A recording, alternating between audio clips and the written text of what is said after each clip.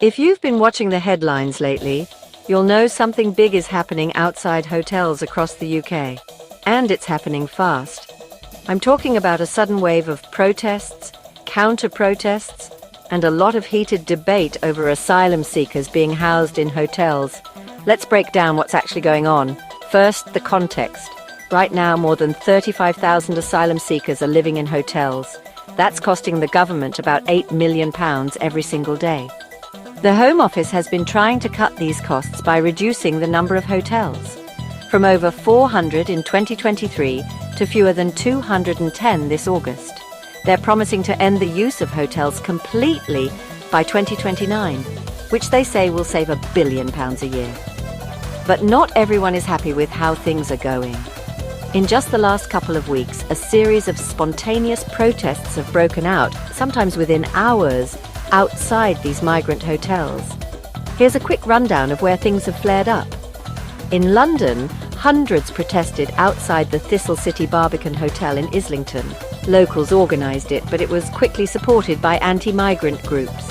There was a counter-protest too, led by Stand Up to Racism and backed by Jeremy Corbyn.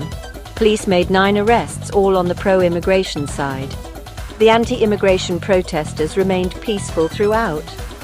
Up in Manchester, about 1,500 local people marched, saying they were standing up for the sake of their children. Around 250 counter-demonstrators showed up.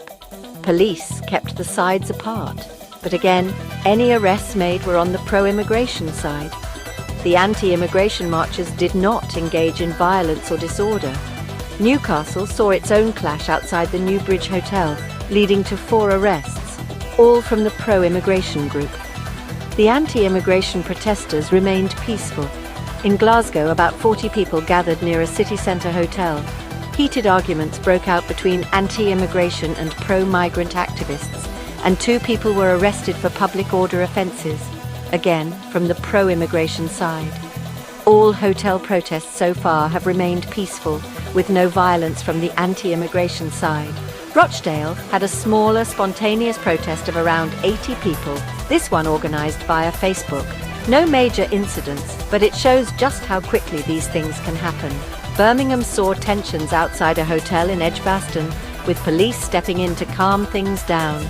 Again, the protests remained peaceful, and in Folkestone, dozens of locals protested outside a seafront hotel, just a day after rumours spread that new arrivals would be moving in. The demonstration was peaceful. All told, there have been at least 17 arrests in just a few weeks, all on the pro-immigration side. The number of spontaneous protests has doubled compared to last year, but all hotel protests so far have been peaceful, especially from the anti-immigration side. So what's driving this surge? It's a mix of frustration over government policy, worries about local resources, and honestly a lot of fear and misinformation spreading online. As the government pushes for changes this autumn, speeding up asylum appeals and promising to restore order and control, it's clear the debate is only getting louder and the country remains deeply divided. But it's important to remember, all hotel protests so far have been peaceful, and that's how it should remain.